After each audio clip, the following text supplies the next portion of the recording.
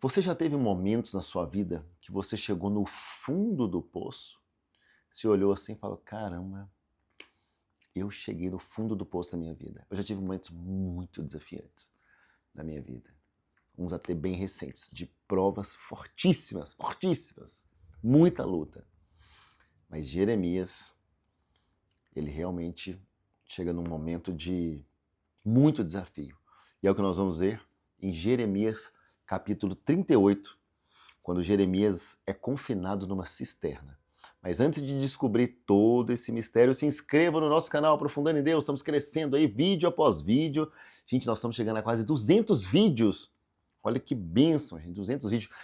200 vídeos significa 200 dias fazendo vídeos aqui para vocês, quase 6 meses? Ou já passou de 6 meses? Já passou de 6 meses. Oh, que glória, gente! Meio ano fazendo vídeo todo dia aqui para você, para a honra e a glória do Senhor. Obrigado, Senhor, por essa oportunidade. Eu te agradeço, Senhor. Tu és lindo. Isso é inspiração do 5am. Eu quero honrar hoje duas pessoas aqui.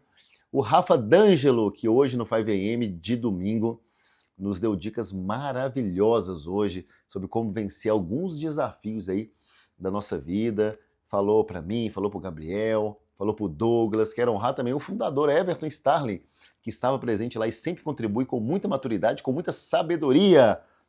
Então, honra esses dois aí, amigos, sempre presentes.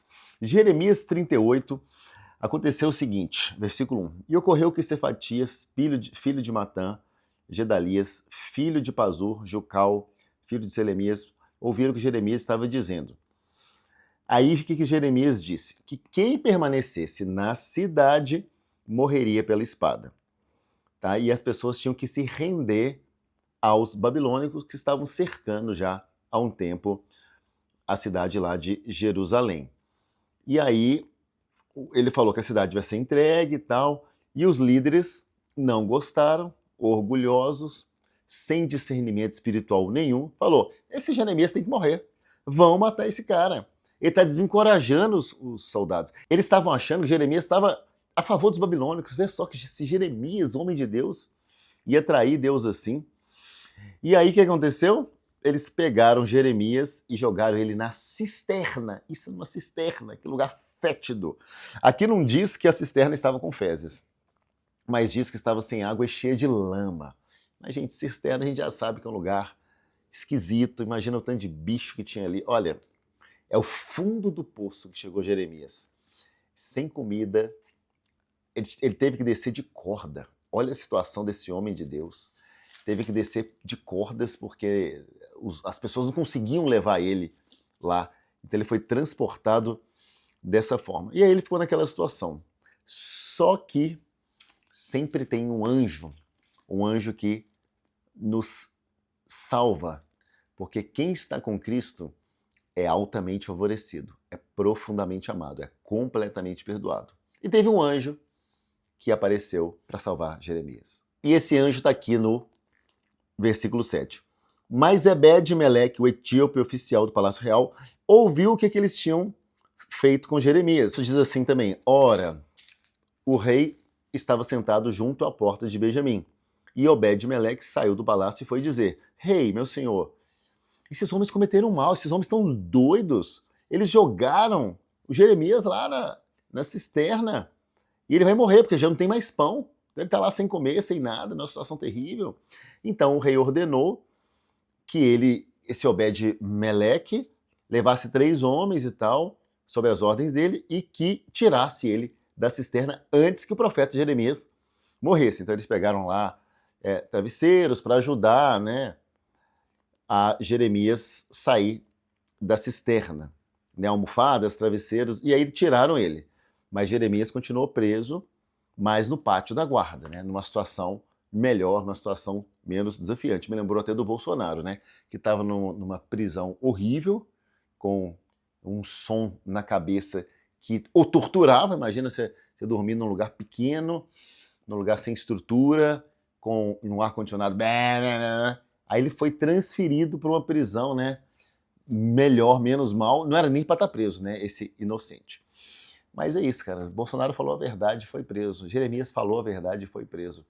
Ou seja, isso continua, isso é uma coisa desse sistema do mundo. Porque esse sistema do mundo é do maligno, é do inimigo. E toda vez que você se aproximar da verdade, toda vez que você andar com Deus, toda vez que você estiver na presença de Deus fazendo a sua obra, você vai sofrer retaliações, e faz parte.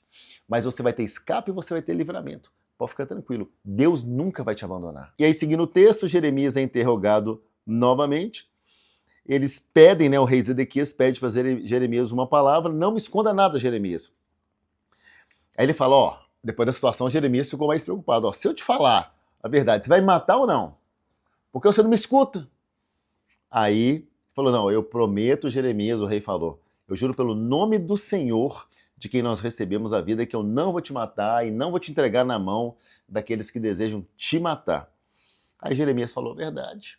Homem de Deus, homem correto, falou, ó, se você se render agora, imediatamente, aos oficiais da Babilônia, Deus está me dizendo aqui, a sua vida vai ser poupada. Então, qual foi a minha revelação quando eu li isso aqui? O que foi revelado para mim é que Deus estava testando o coração de Zedequias para saber o quanto que ele estava sendo dependente dele, estava testando a obediência, a humildade, já que Zedequias tinha se mostrado ser um líder fraco, um líder inseguro, um líder que não tinha coragem de falar com Jeremias muitas vezes de forma pública, um líder covarde também. Ele estava pesando tudo isso, Deus, e testando o coração dele. E aqui no texto não deixa claro, né, pelo menos nesse capítulo, mas no próximo nós vamos descobrir se Zedequias realmente se entregou. Zedequias tinha medo de se entregar e eles fazerem muito mal com ele. E Jeremias falou, não, eles não vão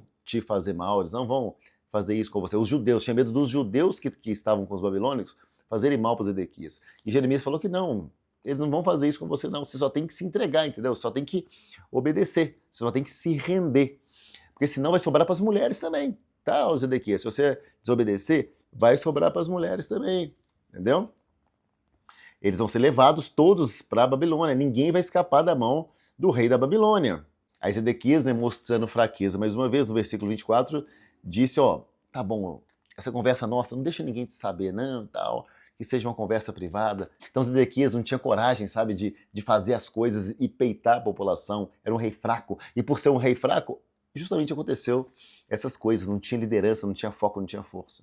E aí termina o texto, né, Jeremias atendendo, né, a esse pedido aí do Zedequias. Zedequias falou assim, ó, se o pessoal te perguntar, Jeremias, por que a gente estava conversando, você vai falar assim, ó, eu falei com o rei e tal, que ele não me matasse e tal, eu fui pedir para ele não me matar e tudo mal. Como, de certa forma, tinha uma verdade ali, o Jeremias aceitou e falou para as pessoas isso, aceitou, né, esse pedido aí do rei, e termina aqui o capítulo 38, com Jeremias ainda no pátio da guarda, preso, até o dia que Jerusalém foi conquistada. E aí no próximo capítulo, capítulo 39, aí sim, teremos fortes emoções, porque nós vamos ver sobre a queda de Jerusalém. Então essas são algumas das lições desse capítulo. Falar a verdade pode custar caro. Tem pessoas que preferem mentiras confortáveis a uma verdade dura. O líder fraco destrói um povo.